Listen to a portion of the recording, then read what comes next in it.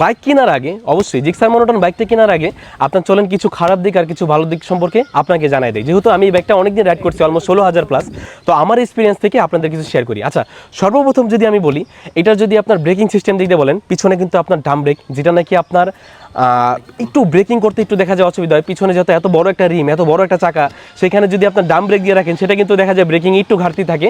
তো এটা যদি আপনার ওরা যদি আবার ডিস্ক হয় না, যদি আপনার পার বাইকে যদি আবার 10,000 15,000 টাকা প্রাইস বাড়ায় দেয়, আমার মনে হয় যেটা ওই ডিস্কসেরটাও আপনার দেখা যায় মানুষের জন্য হেল্পফুল হবে বেশি আর কি।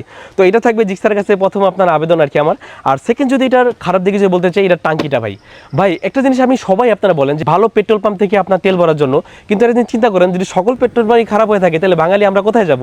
তো এই চিন্তা করে আসলে টাঙ্কির যে বিষয়টা, সেটা যদি আরও ভালো করা যায়, আরও মজবুত করা যায়, তাহলে যদি জংটা থেকে যদি রক্ষা পায়, সেটার জন্য হয়তো ভালো হতে পারে।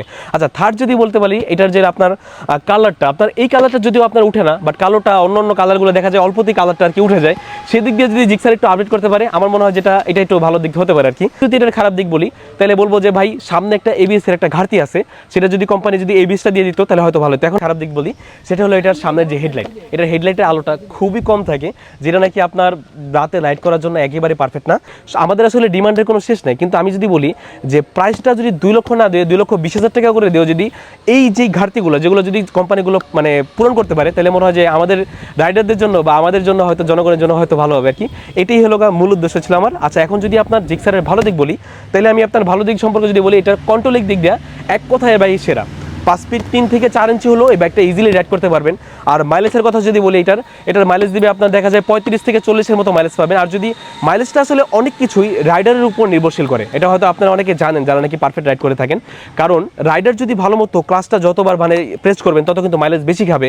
তো ওইভাবে যদি আপনি মেনটেন করে যদি বাইক রাইড করতে পারেন, আপনি 45ও আপনার মাইলেজ কিন্তু এটা থেকে আশা করতে পারেন। আর আরেকটা দুর্দান্ত একটা ব্যাপার আছে জিক্সারের, যেটা ইনস্ট্যান্ট থ্রটল।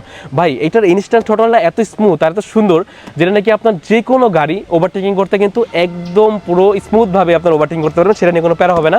তো চলুন বাকি কথা কিছু রাইড করতে করতে বলি। মনোটন বাইকটা একটা জিনিস আমার কাছে একটু বিরক্ত লাগে, সেটা হলো আপনার গিয়ার শিফটিং একটু প্রবলেম।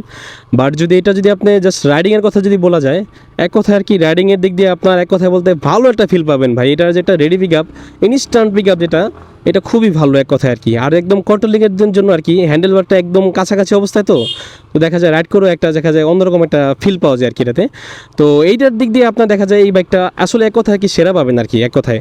তো আসলে কি এই বাইকটা আমি দীর্ঘদিন রাইড করার পরে আমার আসলে তেমন কিছু প্রবলেম হয় নাই। আসলে প্রবলেম হয়েছে আমার দু একটা জিনিসই, সেটা আপনাদের সাথে শেয়ার করি। সেটা হলো আমার জাস্ট গিয়ার শিফটিং একটু হার্ড মনে হয়েছে। আর সেকেন্ড প্রবলেম হয়েছিল আমার যে পিছনের ডাম ব্রেকটা, সেটার জন্য খালি জাস্ট একটু প্রবলেম ফেস করছি। আর বাকি যদি বলেন এবিএস, ভাই এবিএস আসলে কি যদি আপনি ভালো মতো একটু রাইড করতে পারেন, তাহলে এবিএস বিষয়টা কি আপনার অতটা প্রয়োজন হবে আবার হবে না মাঝে আর কি, এরকম একটা ব্যাপার। তো এবিএস থাকলে অবশ্যই ভালো, কারণ এবিএস এর লোক আপনার এমন একটা ব্রেকিং সিস্টেম, যেটা নাকি আপনার আল্লাহ না করুক অ্যাক্সিডেন্ট থেকে মোটামুটি আপনার দেখা যায় একটু রক্ষা পাবেন আর কি, দেখা যায় ওইরকম আর কি ব্যাপার স্যাপার আর কি। আর অ্যাক্সিডেন্ট কপালে লেখা থাকলে সেটা তো আলাদা হিসাব। তবে রাইডিংয়ে আপনার অনেক ভালো মতো যদি শিখে নেন, যেমন একটু থেমে থেমে যদি ব্রেক করা বা যে ব্রেকিং যে সিস্টেমগুলো, সেগুলো যদি আপনার আয়ত্তে নিতে পারেন, তাহলে দেখা যায় কি আপনার আর এবিএস এর মোটামুটি আর প্রয়োজন হবে না আর কি। যাই হোক, তো এই